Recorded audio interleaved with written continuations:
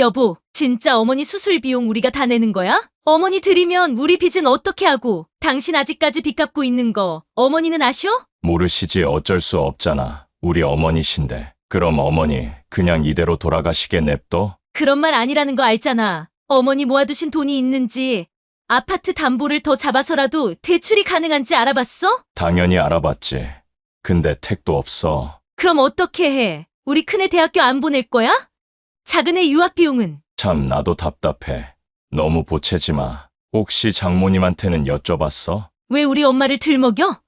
우리 엄마 그럴 돈 없어. 하 진짜 미치겠네. 수술 비용은 어떻게 한다고 치더라도 이후에도 계속 치료를 받으셔야 할 텐데 그 비용을 알아보니까 정말 어마어마해. 당신 어머니이니까 당신이 책임을 져야지. 그러니까 이렇게 고민하는 거 아니야? 나한테 화내는 거야? 나 당신 없는 동안 여기서 어머니 계속 돌봤어. 똥기저귀를 갈았다고. 알아, 화내는 거 아니야. 조용히 해. 어머니 깨시겠어. 하여튼 나 어머니 계속 여기 계시는 것도 힘들어. 그리고 어머니 입원하시면 나한테 간호하라는 소리는 절대 하지 마. 알겠어.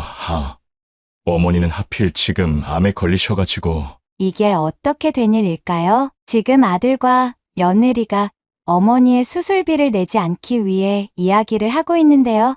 오늘은 암에 걸린 어머니를 짐으로 생각했던 아들과 그런 아들도 사랑했던 어머니의 이야기입니다. 어떤 내용의 이야기일지 바로 들어보도록 하겠습니다. 안녕하세요.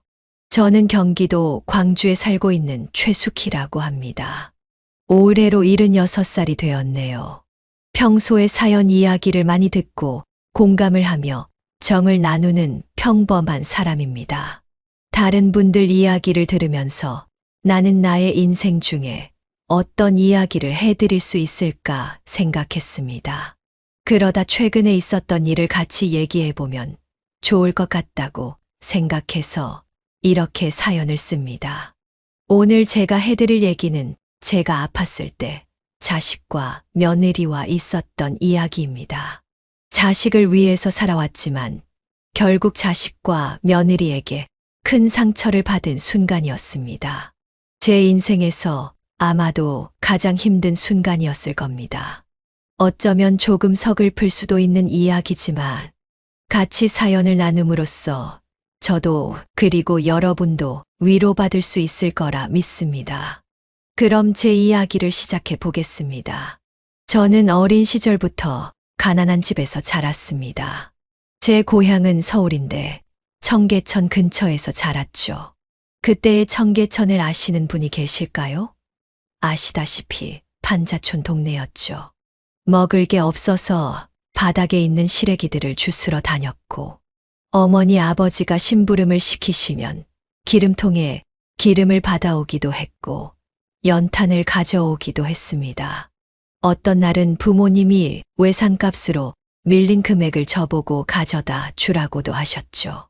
여름에는 무척 더웠고 겨울에는 너무 추워 오빠 동생들과 꼭 붙어서 잤던 기억이 납니다.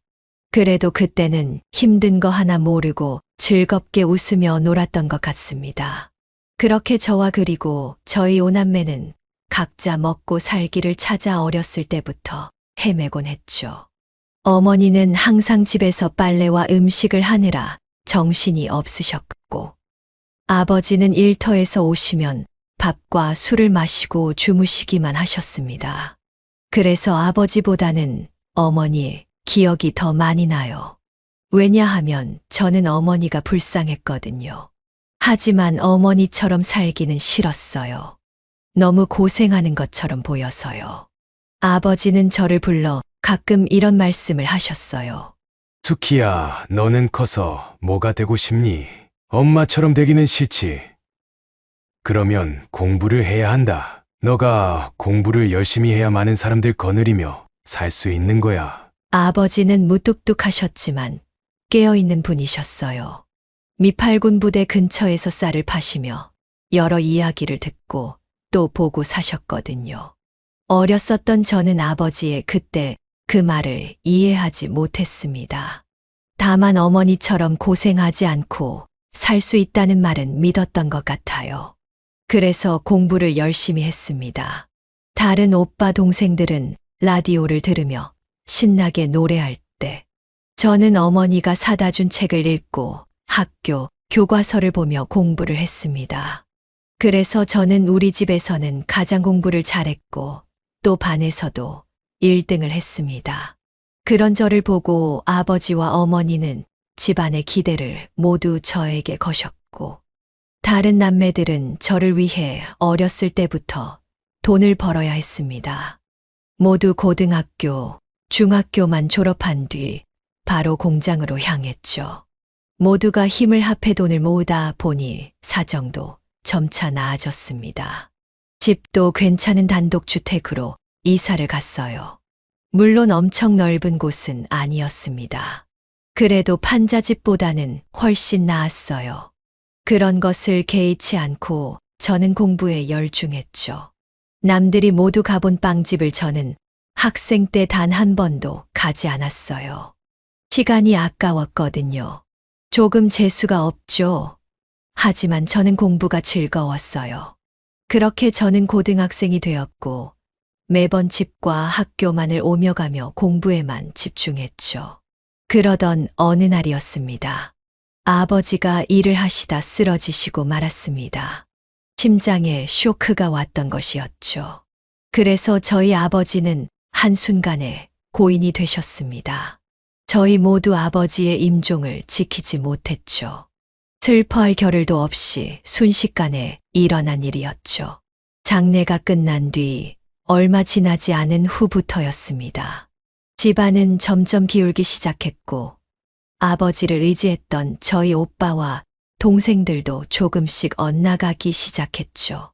결국 저를 대학을 보내자는 모두의 바램은 어느새 사라지고 말았고 저는 바다에 떠있는 섬마냥 내팽겨진 느낌이었습니다. 우리는 작은 월세방으로 옮겨야 했고 집의 분위기도 완전히 변했습니다.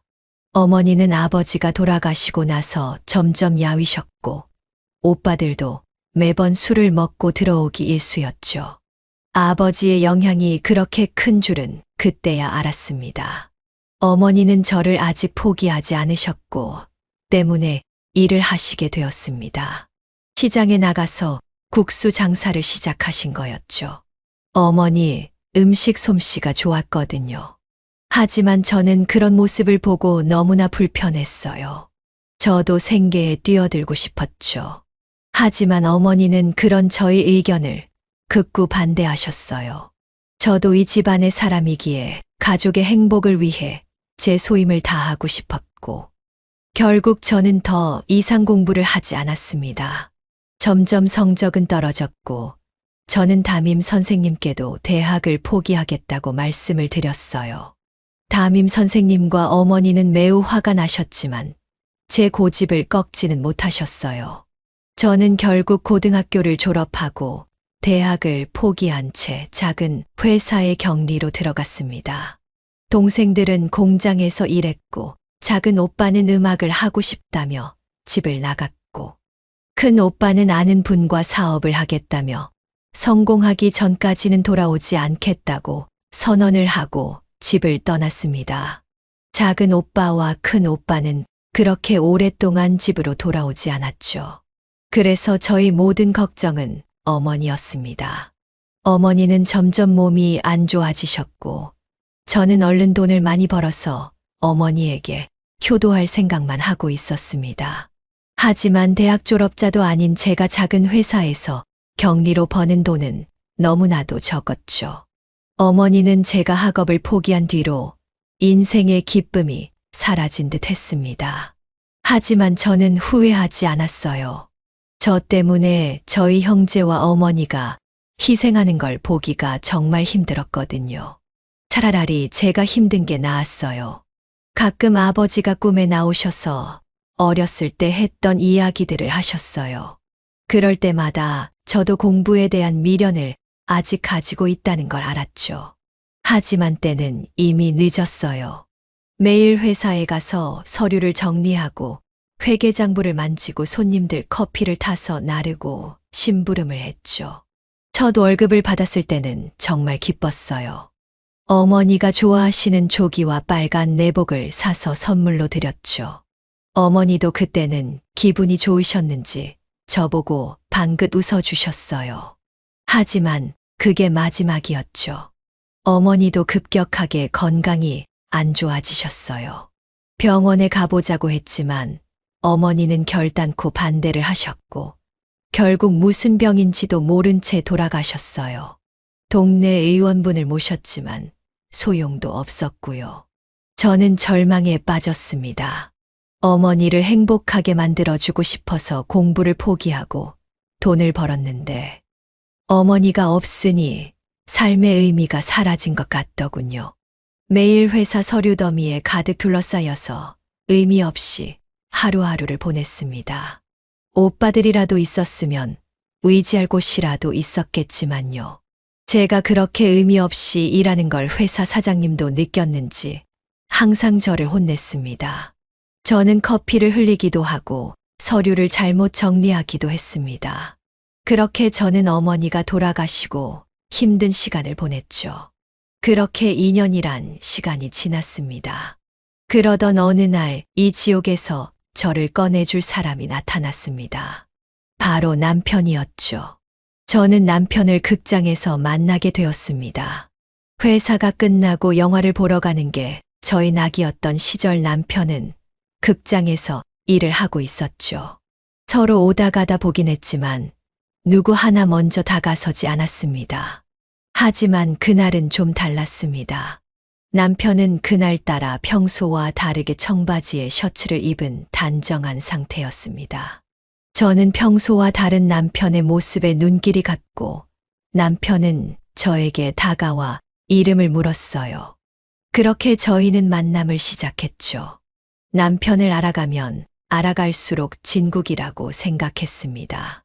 가정환경도 비슷했고 저와 마찬가지로 가족에 대한 책임감이 강한 남자였습니다. 우리는 서로의 아픔을 서로가 보다듬어주며 미래를 함께하자고 약속했습니다. 더군다나 남편은 매우 성실했습니다. 극장에서 일을 하다가 작은 회사의 사장님의 눈에 띄어서 극장을 그만두고 회사에서 일하기 시작했죠. 회사에 한 번도 지각한 적이 없고 매일 야근을 할 만큼 열심히 했습니다. 그러다 보니 회사도 성장하기 시작했고 남편은 금방 승진을 할 수 있었죠. 그렇게 몇 년의 연애 끝에 남편은 저에게 같이 살자고 했습니다. 요즘의 프로포즈처럼 멋있진 않았지만 결혼하자는 뜻이었고 저는 기쁘게 받아들였습니다. 저희 둘은 돌아가신 우리 부모님에게 가서 인사도 드리고 남편의 어머니에게도 가서 인사를 드렸습니다. 그리고 작게 결혼식을 올렸죠. 그렇게 저는 점점 행복해졌습니다. 과거의 힘든 삶은 더 이상 기억이 나지 않았고 바쁜 하루하루를 살며 소박한 행복을 느끼게 되었습니다. 우리는 부유하지는 않았지만 조용하고 평범했지만 저는 그게 좋았습니다. 남편은 월급 날 때마다 돈을 꼬박꼬박 모으면서도 저에게 작은 선물을 사서 주었습니다. 저는 그 선물들을 지금까지 가지고 있죠. 제가 20대 후반이 되던 해에 저희는 아이를 가졌습니다. 아들이었죠. 꼬박꼬박 모은 돈으로 대출을 받아 작은 아파트도 살 수 있었습니다. 넉넉하진 않았지만 그래도 점점 나아지는 모습에 행복해했죠. 하지만 대출금과 생활비를 감당하는 건 조금 벅차더라고요. 우리 둘 모두 일을 해야 했고 아들을 낳고서는 어떻게 해야 할지 막막하기만 했습니다. 그래도 제 뱃속에 있는 아이를 생각하면 다시금 행복해졌죠. 그렇게 아들이 태어났습니다. 아들은 세상에서 가장 아름다운 천사 같았습니다. 제가 저희 애를 낳았다는 게 실감이 나지 않았고 그건 남편도 마찬가지였을 겁니다. 지금까지의 힘든 삶을 보상받은 느낌이었죠. 그렇게 우리는 아이를 위해 아이 방을 꾸몄습니다. 주변 직장 동료들에게 옷과 책 그리고 장난감 등을 받아서 아이에게 주었습니다. 아이를 낳고 저는 1년을 육아에 전념했습니다. 돈 들 때는 더 많고 버는 수입은 더 줄어들었지만 그래도 괜찮았습니다. 남편과 아들만 있다면 무엇이든 할 수 있을 것 같았죠. 남편은 퇴근하면 항상 저를 안아주고 아들에게 입맞춤을 해주었습니다. 그리곤 저에게 아들을 위해서 우리가 더 열심히 살자고 얘기해 주었습니다. 아이가 어느 정도 크고 나서는 시어머니께서 아이를 돌봐 주셨습니다. 그리고 저는 작은 미싱 공장에 취업을 했습니다. 큰 공장은 아닌 작은 집 같은 구조의 미싱 공장이었습니다. 미싱을 전혀 하지 못했던 저는 하나부터 10까지 다시 배워야만 했습니다. 본래라면 제 나이에 미싱 일을 하지 못했겠지만 저를 괜찮게 생각하신 옆집 아주머니가 미싱 공장에 오래된 고참이셔서 가능했습니다. 저는 남편과 아들을 생각하며 열심히 미싱 일을 했습니다. 아들은 저와 남편의 고생을 알아주는지 정말 건강하고 멋지게 자랐습니다. 학교에 들어가서도 친구들에게 인기가 많았고 공부도 잘했습니다. 아들이 공부를 잘하니 저도 기대감이 들더군요. 어머니와 아버지가 저에게 걸었던 기대가 이런 것일까라는 생각이 들었습니다. 그래서 그러면 안 되지만 아들에게 저의 기대감을 드러낼 때도 있었죠. 민우야, 나중에 커서 엄마한테 효도할 거지. 응, 엄마. 내가 나중에 공부 열심히 해서 돈 많이 벌어다 줄게. 엄마가 좋아하는 고기도 많이 사주고 아빠가 좋아하는 비싼 차도 사줄 거야. 아이고, 우리 아들. 누구 아들이길래 이렇게 이뻐. 아들은 중학교, 고등학교 때 모두 공부를 열심히 했습니다. 전교 10등 안에 들 정도였으니까요. 그러면서 사교성도 좋고 선생님에게도 예의 바르게 대했습니다. 선생님을 뵐 때마다 저희 아들의 칭찬을 많이 해주셨고 저는 그런 아들이 너무 자랑스러웠습니다. 그래서 남편하고 저는 아들의 공부에 방해가 되지 않도록 노력했습니다. 돈이 없어도 아들에게 책과 참고서를 부족함 없이 사주었고 좋은 책상과 의자도 맞춰주었습니다. 남편은 가끔 아들에게 부담스러운 말을 했습니다. 아들아, 너는 우리 가족의 희망이란다. 공부 열심히 해서 우리 가족의 빛이 되어 주렴. 그러기 위해선 항상 건강해야 하고 알았지? 네, 아버지 부족하지만 열심히 할게요. 그럼 저는 남편에게 그런 부담스러운 소리는 하지 말라고 야단치기도 했습니다. 왜냐하면 제가 찔렸기 때문이었어요. 제가 어렸을 적 부모님에게 그런 소리를 들으면 많이 부담스럽곤 했거든요. 아들이 부담스러운 관심에 엇나갈까봐 걱정이 되어서 그런 걸 수도 있고요. 어쨌든 그렇게 제 아들은 서울 유명대학에 입학을 했습니다. 그것도 경영학과에 입학을 했죠. 그렇게 저희의 미래는 행복을 향해 순탄히 나아가고 있었죠. 아들은 졸업을 했고 금융회사에 취직을 했습니다. 남편과 저는 그런 아들을 너무 자랑스러워했죠. 그렇게 아들은 승승장구하며 승진을 했습니다. 아들은 사회에서 자기 몫을 확실히 하면서 살아갔고 선을 봐서 만난 이쁜 아가씨와 결혼을 하게 되었죠. 아들이 며느리 될 아가씨를 데려왔을 때는 너무 좋았습니다. 너무 이쁘고 사랑스러운 아가씨였거든요. 하지만 그것은 제 오해였습니다. 아들이 점점 변해갔던 건 그때부터였기 때문이었죠. 아들은 성미에도 맞지 않는 사업을 하겠다고 말했고 저와 남편은 지금도 잘하고 있지 않냐며 말렸습니다. 하지만 아들은 저희의 말을 듣지 않았죠. 오히려 왜 자기 편을 들어주지 않냐며 생전 내지 않던 화를 내기도 했습니다. 그때는 정말 가슴이 아팠습니다. 아들은 저희의 유일한 희망이자 행복이었고 많은 걸 바라지 않아도 아들의 행복한 모습을 보는 것만으로도 충분했거든요.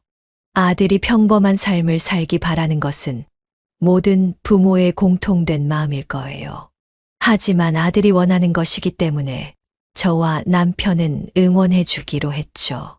하지만 결국 우리의 염려대로 아들의 사업은 처음엔 괜찮았지만 점점 기울어지기 시작했습니다. 아들은 무너지는 회사를 어떻게든 살려보기 위해 여기저기 돈을 꾸러 다녔고 결국 저희에게도 부탁을 했습니다.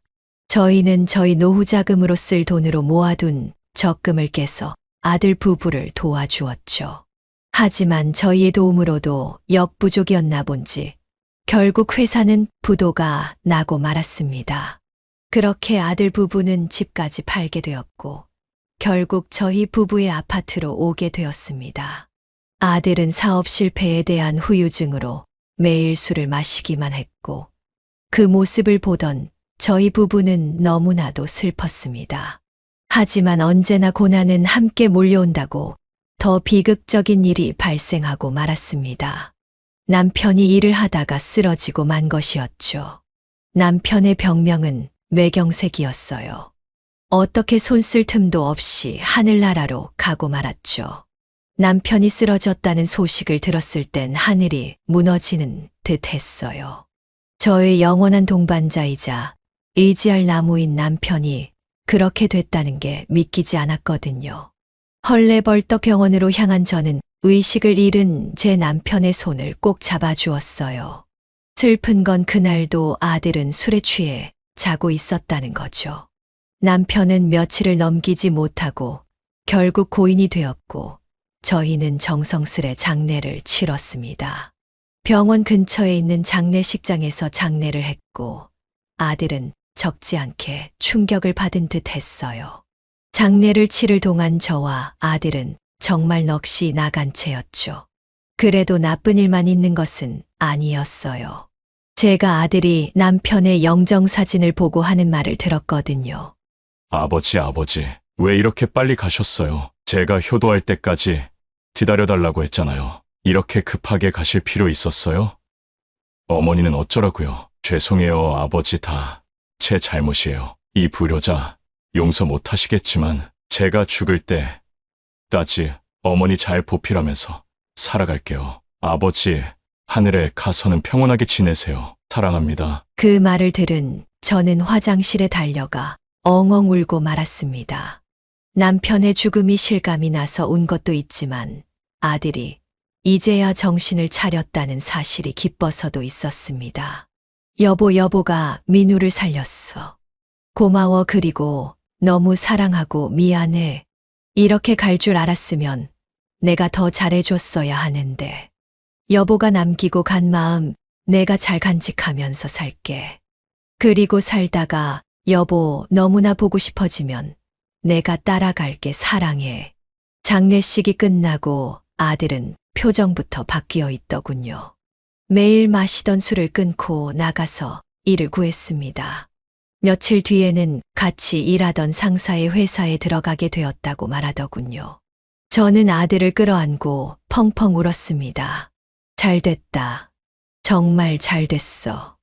미안해요, 어머니. 못난 아들 용서하세요. 제가 이제부터라도 열심히 돈 벌어서 효도할게요. 아니다. 그런 말 하지 마라. 너는 언제나 나에게 자랑스러운 아들이야. 지금처럼 건강하게만 하늘 부끄럽지 않게만 살아가다오. 그렇게 아들은 점점 회복해갔고 1년도 지나지 않아 며느리와 함께 작은 집을 구해 나가게 되었죠. 더 있어도 된다고 했지만 아들은 저를 고생시키기 싫다며 나가겠다고 했습니다. 물론 며느리가 불편한 것도 있었겠죠. 제가 배려해준다고 했지만 어쨌든 시어머니니까요. 아들은 이전처럼 돈을 많이 벌지는 않았지만 그래도 평범한 가정을 꾸릴 수 있었습니다. 그렇게 다시 평온한 삶이 유지될 거라 생각했습니다. 하지만 저희 오산이었죠. 그렇게 쉬지 않고 인생을 살다 보니 저는 너무 지쳐 있었습니다. 먹을 것을 잘 챙겨 먹지 못했고 운동도 하지 않아 체력도 매우 약했죠. 제가 70대가 되었을 무렵엔 속이 자주 불편하더라고요.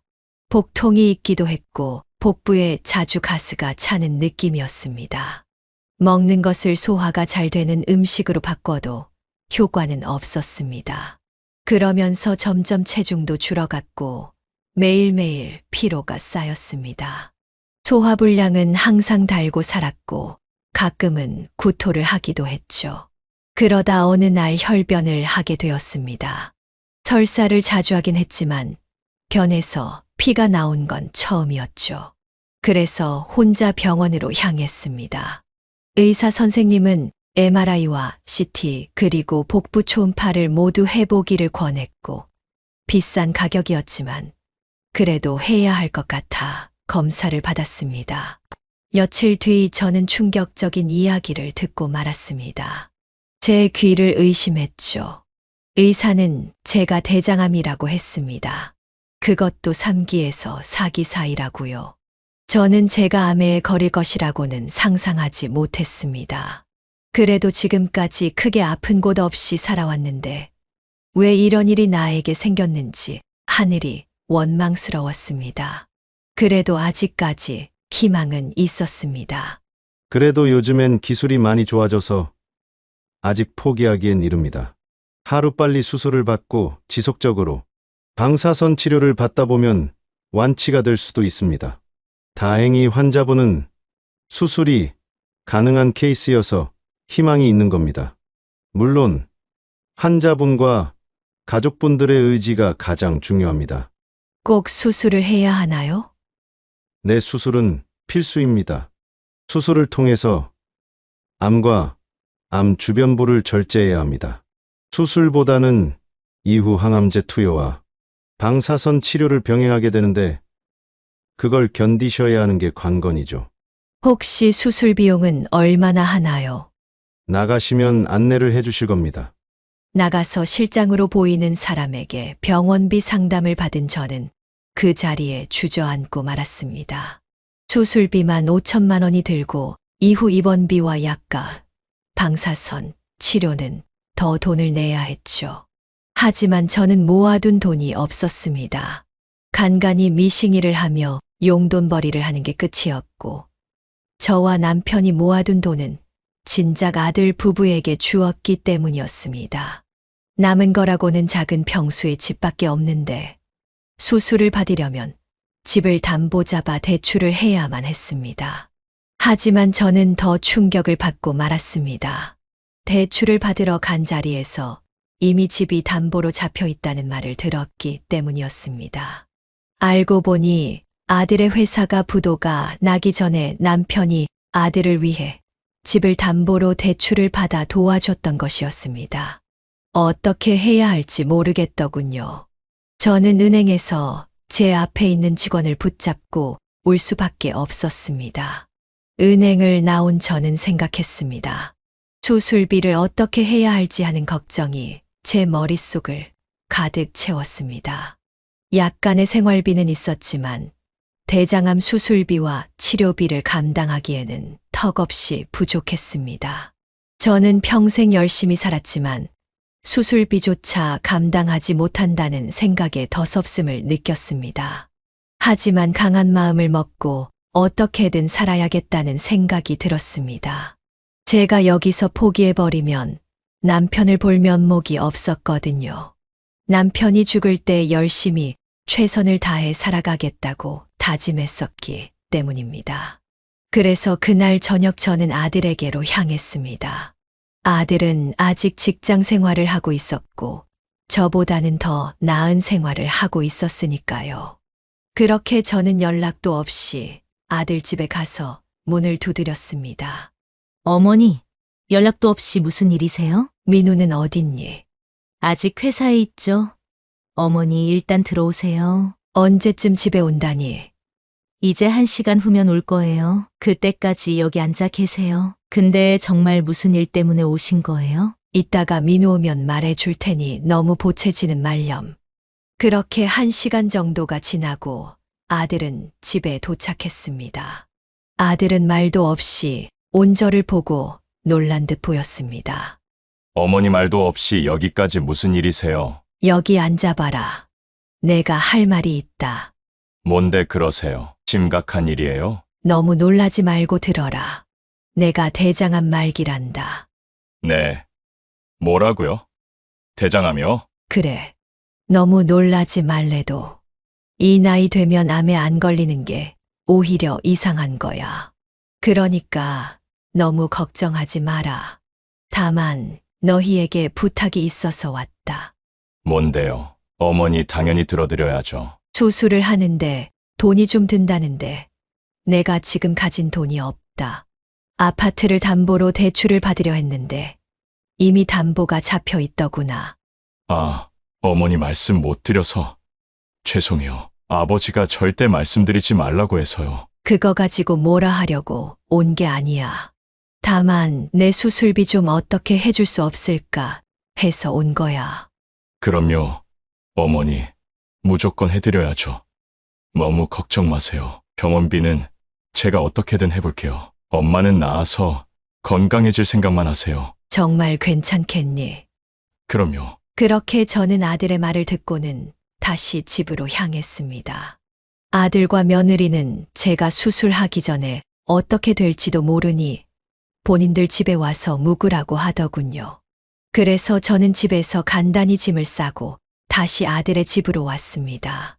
그렇게 도착하니 드디어 마음이 조금 편안해지는 기분이 들었습니다.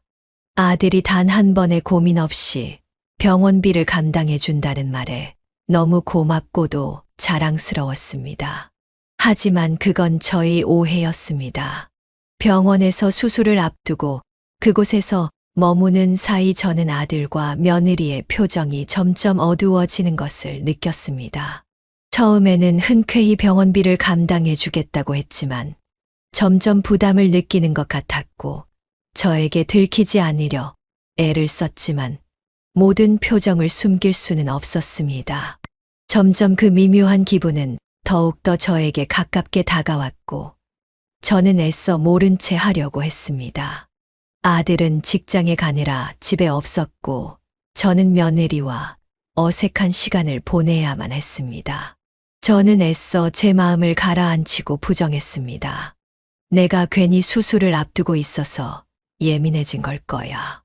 애들은 정말로 나를 위해 수술비를 마련해 주려고 하는 거야. 다 내가 불안한 탓이야. 그렇게 수술 전날 밤이 되었습니다. 수술을 앞두고 있으니 가슴이 두근거려 잠이 오지 않았죠. 그래서 물을 한 잔 하러 방에서 나와 조용히 부엌으로 향했습니다. 근데 안방에서 조그만 소리가 들렸습니다. 가보니 아들과 며느리가 조용하게 대화를 하고 있는 것 아니겠어요? 자세히 들어보니 제 이야기를 하는 것 같았습니다. 그들은 제가 깰까봐 염려하여 최대한 조용한 목소리로 이야기했지만 워낙 늦은 밤이어서 잘 들리더군요. 여보, 진짜 어머니 수술 비용 우리가 다 내는 거야? 어머니 드리면 우리 빚은 어떻게 하고? 당신 아직까지 빚 갚고 있는 거 어머니는 아셔? 모르시지. 어쩔 수 없잖아. 우리 어머니신데. 그럼 어머니 그냥 이대로 돌아가시게 냅둬? 그런 말 아니라는 거 알잖아. 어머니 모아두신 돈이 있는지, 아파트 담보를 더 잡아서라도 대출이 가능한지 알아봤어? 당연히 알아봤지. 근데 택도 없어. 그럼 어떻게 해? 우리 큰애 대학교 안 보낼 거야? 작은애 유학 비용은? 참 나도 답답해. 너무 보채지 마. 혹시 장모님한테는 여쭤봤어? 왜 우리 엄마를 들먹여? 우리 엄마 그럴 돈 없어. 진짜 미치겠네. 수술 비용은 어떻게 한다고 치더라도 이후에도 계속 치료를 받으셔야 할 텐데 그 비용을 알아보니까 정말 어마어마해. 당신 어머니이니까 당신이 책임을 져야지. 그러니까 이렇게 고민하는 거 아니야. 나한테 화내는 거야? 나 당신 없는 동안 여기서 어머니 계속 돌봤어. 똥기저귀를 갈았다고. 알아, 화내는 거 아니야. 조용히 해. 어머니 깨시겠어. 하여튼 나 어머니 계속 여기 계시는 것도 힘들어. 그리고 어머니 입원하시면 나한테 간호하라는 소리는 절대 하지 마. 알겠어. 어머니는 하필 지금 암에 걸리셔가지고. 저는 그 말을 듣고 세상이 무너지는 듯 했습니다. 순간 어지러워서 그 자리에 넘어질 뻔했죠. 저는 가까스로 벽을 짚어가며 다시 방으로 돌아왔습니다. 저는 침대에 누워 조용히 울기 시작했죠. 모든 희망이 무너지는 듯 했습니다. 평생 자랑스러웠던 아들이 저를 짐으로만 여기고 애물단지로 생각한다는 걸 알게 되니 견디기 힘들었습니다. 더 이상 살아갈 이유가 없는 듯 했죠. 저는 어떻게 해야 될지 도통감이 잡히지 않았습니다. 그렇게 저는 수술 전까지 잠을 자지 못했죠. 그렇게 아침이 밝았고 아들과 며느리 또한 잠을 못 잔 듯 퀭한 얼굴이었습니다. 애써 웃음 지으며 저에게 괜찮을 거라 말해 주었죠. 저는 그들의 표정에서 더 이상 다정함을 느낄 수 없었습니다. 그들의 사정을 알지만 배신감이 드는 건 사실이었죠. 저는 병원에 가는 동안에도 혼자 깊은 생각에 빠졌습니다. 아들과 며느리의 짐이 되긴 싫었고 이대로 더 살아갈 수 있다 해도 이렇게는 살아가기 싫었습니다. 더 이상 살 이유가 없었기 때문이죠. 그날따라 남편이 너무 보고 싶더군요. 하늘을 보니 참 맑았습니다. 마치 남편이 저를 내려다보는 듯 했어요. 그제서야 저는 마음을 굳혔습니다. 남편을 보러 갈 때라는 걸 알았죠. 그래서 저는 수술을 받지 않는 게 좋을 것 같다고 생각했습니다. 그렇게 병원에 도착을 했고 아들과 딸은 한참을 카운터에서 직원과 말씨름을 했습니다. 저는 그런 아들과 며느리를 불렀죠. 어머니 왜요? 지금 바빠요. 얼른 수납하고 수술실 들어가야 해요. 민우야, 며느라가 나는 수술을 받지 않으련다. 네. 그게 무슨 소리예요, 어머니? 어제 너네가 하는 이야기를 들었다. 너 아직 빚을 갚고 있다며. 왜 나한테 말하지 않았니? 아들과 며느리는 서로를 바라보며 무척이나 당황해 했습니다. 나는 너희에게 짐이 되고 싶지 않아. 그리고 너희가 어떤 마음을 가지고 있는지 잘 알았다. 어머니, 그건 오해예요. 저희가 너무 힘들다 보니 말이 헛나온 거예요. 맞아요, 어머님. 어떻게 어머님을 짐으로 생각하겠어요. 저희는 그냥 현실적인 고민에 대해서 얘기한 것뿐이에요. 너네 말이 어떻든 나는 마음을 정했다. 너희를 원망하진 않으마. 내가 사랑하는 아들과 아들이 사랑하는 며느리니깐. 하지만 너네도 나에 대한 마지막 존중을 해주렴. 내가 너희에게 기대지 않고 내 삶은 내가 책임지고 가고 싶구나. 그렇게 해야 너희 아버지 볼 낯이 있지. 나를 위해 더 이상 무엇이라도 할 생각하지 마라. 다만 마지막 부탁 하나 하자. 내가 죽으면 꼭 남편 옆에 묻어다오. 남편 오른편이 좋을 것 같구나. 남편이 왼손잡이라 항상 오른쪽에서 팔짱을 꼈었거든. 이제 내가 더 이상 너희에게 짐이 되는 일은 없을 거야. 아이들은 제 이야기를 듣고 꿀먹은 벙어리처럼 조용해졌습니다. 더 이상 나를 설득하려 하지도 않았죠. 예상은 했지만 가슴이 저릿했습니다. 저는 눈을 감고 한숨을 한 번 내쉰 다음 다짐했던 마음이 바뀌기 전에 그 자리를 떠났죠. 그리고 다시 저희 집으로 돌아왔습니다. 집은 참 적막했습니다. 저는 오자마자 아직 버리지 않은 남편의 물건들을 꺼내보았습니다. 아직도 남편의 향기가 나는 것 같더군요. 마음이 조금은 편안해졌습니다. 죽는 게 아니라 다시 남편을 보러 여행을 떠난다고 생각하니 한결 마음이 가벼워지더군요. 그렇게 몇 주가 지났습니다. 저는 병원에서 진통제를 먹으며 버티고 있었습니다. 점점 더 통증은 심해졌고 이제는 곧 가야 할 시간인 듯 했습니다. 근데 그때였습니다. 누군가 집 문을 두드리는 소리가 들렸습니다. 문을 열어보니 처음 보는 듯한 할아버지가 서 있더군요.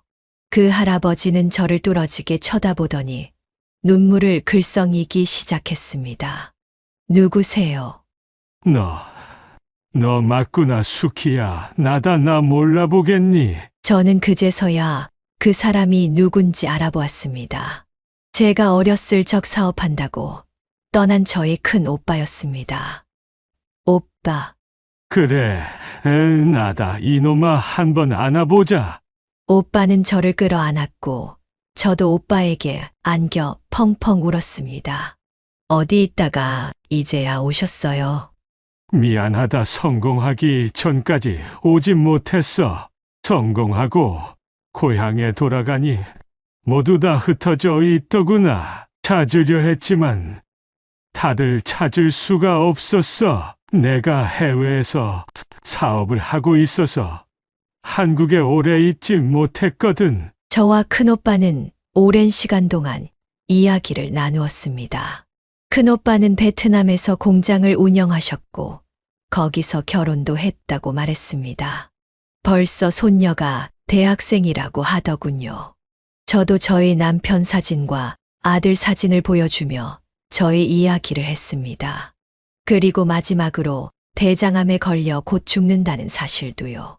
오빠는 그 사실을 듣고는 오열을 했습니다.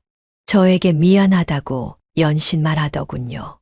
그리고 아들과 며느리의 이야기를 듣고는 화를 냈습니다. 어떻게 그럴 수가 있어?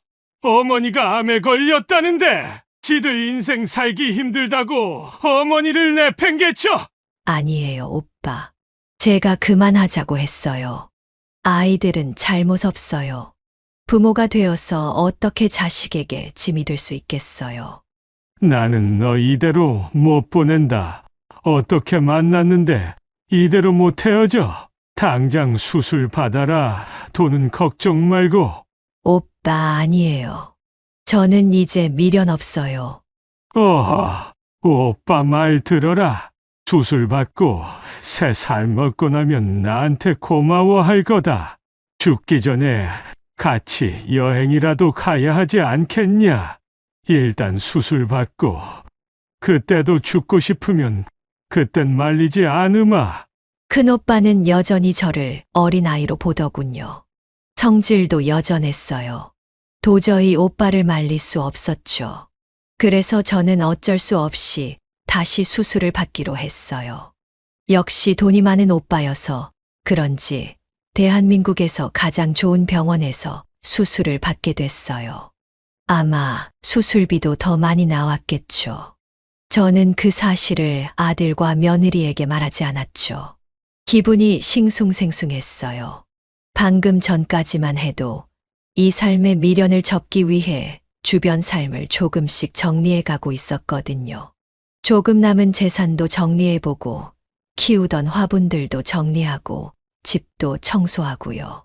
이것도 남편의 뜻인가 싶었어요. 그래서 오빠의 말처럼 일단 수술을 받아보고 생각해보자고 결정했어요. 그렇게 저는 성공적으로 수술을 받았어요. 경과도 좋았죠. 물론 항암 치료와 방사선 치료는 정말로 힘들었어요. 몸이 야위었고 식욕이 없었죠. 머리는 다 빠져서 중처럼 보였고 항상 무기력했죠. 하지만 3개월 정도 지나 치료가 끝나니 다시 컨디션이 돌아오기 시작했어요. 비록 힘들고 외로웠지만 살기 위해 천천히 전진한 덕분이었죠. 제 삶은 제 것이기에 제가 책임져야 했어요. 오빠를 두고 가는 것도 도리가 아니었죠. 그리고 아직 아들을 좀 더 보고 가고 싶었어요. 원망스러웠지만 그래도 저에겐 하나뿐인 아들이었죠. 그런 마음을 가지고 고된 수술과 치료를 하루하루 버텼어요. 그렇게 저는 오빠의 도움을 받아 퇴원을 하게 되었죠. 오빠는 저에게 베트남으로 가지 않겠냐고 제안을 했어요. 하지만 저는 거절했죠. 이 나이에 다시 그곳에서 적응하기는 힘들 것 같았거든요. 제 삶은 여기 있으니까요.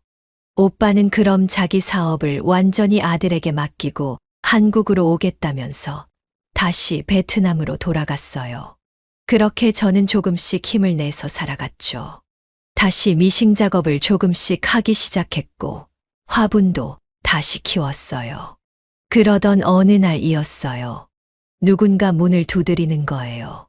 오빠가 오기엔 너무 이른 날이어서 누군가 싶었는데 바로 아들과 며느리였어요. 아들과 며느리는 죄스러운 표정을 짓고 서 있었죠. 무슨 일이냐 애들아. 추운데 얼른 들어와라. 어머니 무사하셔서 다행이에요. 정말 죄송해요. 그니까 무슨 일이냐니깐. 아들은 잠바 주머니에서 무언가를 꺼내 저에게 주었어요. 통장이었어요. 이게 뭐냐? 어머니, 그때 저희 얘기를 듣고 수술을 포기하셨을 때 사실 조금은 안도했었어요. 근데 그 이후로 천벌을 받은 것처럼 하루하루가 불편했어요. 모든 일이 손에 잡히지 않고 하루 종일 어머니 생각만 했어요. 제가 지금 어머니한테 불효를 저지른다면 저희 자식들도 똑같이 하겠죠. 저희는 정말 천벌을 받을 만해요. 며느리도 말을 덧붙였습니다. 맞아요, 어머님. 저희가 생각이 짧았어요. 아무리 힘들었어도 그랬으면 안 되는데 저희는 정말 못된 사람이에요. 이거 받으세요. 제가 있는 돈 없는 돈 다 모았어요. 이거면 어머니 수술 받으실 수 있어요. 물론 치료도요. 저희가 다 알아보고 왔어요. 지금까지 무사하셔서 다행이에요. 돈을 여기저기서 모으는데 시간이 좀 걸렸거든요. 죄송해요, 어머니. 한 번만 용서해 주세요. 제가 너무 이기적이었어요. 하지만 절대 어머니를 짐처럼 생각했던 건 아니었어요. 어머님한테 너무 큰 상처를 드려서 죄송해요. 저는 아들과 며느리의 표정을 쳐다보았습니다. 저를 부담스러워했던 표정이 아닌 진심이 담긴 표정이었습니다. 저는 아들과 며느리한테 가서 둘의 손을 꼭 잡아주었습니다. 아들과 며느리는 그 자리에서 엉엉 울기 시작하더군요. 그래서 저는 그 둘을 꼭 안은 뒤 말했습니다. 나도 미안하구나. 내가 너희 사정을 너무 몰라줬구나. 나도 아프고 힘드니까 너희를 생각하지 못하고 원망만 했어. 하지만 이제는 괜찮다. 시간이 지나고 나서는 너희를 원망하지 않았어. 내 인생은 내가 사는 것이기 때문이야. 이제 다 지나간 일이니 우리 모두 잊도록 하자. 그리고 나선 저는 쓰고 있던 모자를 벗었습니다. 아직 빠진 머리가 다 자라지 않아 밤송이 같은 머리였죠. 아이들은 제 머리를 보고 놀랐습니다. 어머니 머리가 왜 그래요? 어머님, 혹 수술 받으셨어요? 저는 방긋 웃었습니다. 그리고 저는 큰오빠를 만난 사연을 자식들에게 말해줬습니다. 아들과 며느리는 정말 환한 웃음으로 그 얘기를 들었습니다. 정말 진심으로 제가 무사한 것이 다행이라 생각하는 듯 했습니다. 그렇게 우리 셋은 마음속 응어리를 풀고 화해를 할 수 있었습니다. 그 이후로 아들과 며느리는 저희 집에 와서 저를 간호하기 시작했습니다. 병원에도 같이 가주었고 심심할 때 말동무도 되어 주었습니다. 예전과 다르게 매일 전화를 해서 안부를 물어주었고 제가 건강을 찾을 때까지 그 행동은 계속되었습니다. 저는 다시 행복을 되찾은 듯 했습니다. 이 모든 게 남편이 하늘에서 도움을 줬기 때문이라는 생각이 들더군요. 며느리는 맛있는 음식을 해서는 저에게 가져다 주었고 아들은 회사에서 휴가가 나올 때면 저를 데리고 여행을 갔습니다. 이렇게 행복하게 지내다 보니 병원에서는 경과가 좋다고 했습니다. 저도 제 컨디션이 돌아왔음을 느꼈죠. 물론 절제를 해서 밥을 먹는 게 조금 불편하긴 했지만 그 정도는 저에게 사소한 것이었습니다. 우리의 관계가 원래대로 회복됐다는 것이 중요했죠. 병원에서 제 경과가 좋다고 말해주던 날 저와 아들과 며느리는 파티를 했습니다. 아들과 며느리는 저에게 다시 한번 사과를 했고 저희 마지막 날까지 함께 하겠다는 약속을 했습니다. 저는 그 말을 듣고 날아갈 듯이 기뻤지만 그러지 말자고 했습니다. 지금 그 말이면 족하다고. 너희 인생을 살라고. 나는 내가 알아서 즐겁게 살다가 가겠다고. 아들과 며느리는 그 말을 듣고 저희 진심을 알아주는 듯 했습니다. 큰오빠는 정말로 모든 걸 정리하고 저와 있기 위해 한국으로 귀국했습니다. 오빠의 자식들을 처음으로 만날 수 있었죠. 새로운 가족이 생긴 듯 했습니다. 그렇게 오빠는 저희 집에 들어와서 살았습니다. 넓은 집으로 갈 수 있었지만 노인 둘이 살기엔 지금의 집이 적당했죠. 그리고 저와 오빠는 여행을 자주 다녔습니다. 서해, 동해, 남해, 제주 가릴 것 없이 죽기 전에 모두 가보자며 쉴 새 없이 여행을 다녔죠. 오히려 암 걸리고 나서 꾸준히 운동을 하니 몸이 더 좋아진 것 같기도 했습니다. 한 번은 큰오빠네와 저와 그리고 아들과 며느리까지 해서 대가족 여행을 떠났습니다. 바로 베트남으로요. 난생 처음 해외에 가는 거라 즐거웠습니다. 밥은 입맛에 맞지 않았지만 그래도 난생 처음 보는 풍경에 반했달까요. 그렇게 저는 모든 상처를 다 치유했습니다. 저는 암이라는 큰 병을 겪으면서 힘든 시간을 보냈지만 그 과정 속에서 다시 가족과의 관계를 회복할 수 있었습니다. 아들과 며느리는 저를 온 힘을 다해 아껴주었고 저희 큰 오빠도 마찬가지였습니다. 저는 이제 과거에 연연하지 않고 앞으로의 삶만을 살기로 다짐했죠. 또 깨달은 게 있었습니다. 가족이란 것은 오해가 쌓여 상처가 되고 서로를 미워할 수도 있지만 그것은 사소하고 일시적이라는 것을요. 결국 사랑하는 마음만 있다면 모든 것을 견뎌내고 이겨내서 서로 이해해주고 진정으로 아껴줄 수 있다는 것을 말입니다. 저는 지금 건강하게 지내고 있습니다. 일도 하면서 운동도 하고 나머지 시간은 큰오빠와 여가를 보내고 있습니다. 요즘엔 캘리그라피를 큰오빠와 함께 배우고 있어요. 큰오빠는 워낙 명필이라 잘하시는데 저는 아직 많이 배워야 한답니다. 저는 이런 순간이 지금 저에게 있다는 것에 감사하며 살아가고 있습니다. 그때 만약 수술을 받지 않았다면 지금의 기쁜 마음도 느낄 수 없었겠죠. 저는 남은 삶도 최대한 열심히 재밌게 살아보고자 합니다. 오늘 제 이야기는 여기까지입니다. 자식과 부모 사이에 때론 오해가 생기고 상처를 줄 수 있지만 진심 어린 사과와 이해만 있다면 극복할 수 있다는 얘기를 전해드리고 싶었는데 전달이 됐을지 모르겠네요. 물론 다양한 사연이 있겠지만 저는 아들과 며느리의 사과와 진심을 받아줬고 관계를 회복할 수 있었어요. 혹시 여러분은 저와 비슷한 경우가 있으신가요? 혹시 가족 간의 오해나 아픔이 있다면 서로 이해하고 용서하는 시간을 가져보면 어떨까요? 지금까지 제 이야기를 들어주셔서 감사합니다. 네, 오늘 이야기는 어떠셨나요? 오늘 이야기를 듣고 어떻게 생각하시는지 어머님, 아버님의 생각을 댓글로 공유해주세요. 저는 또 다른 사연으로 찾아뵙겠습니다. 좋아요, 구독, 알람 설정을 통해 앞으로도 따뜻한 정을 나눌 수 있게 함께 해주세요. 어머님, 아버님의 삶의 지혜와 경험을 나눌 수 있는 통로가 되겠습니다. 오늘도 인생을 바꾸는 관점을 통해 사연을 들어주셔서 감사합니다.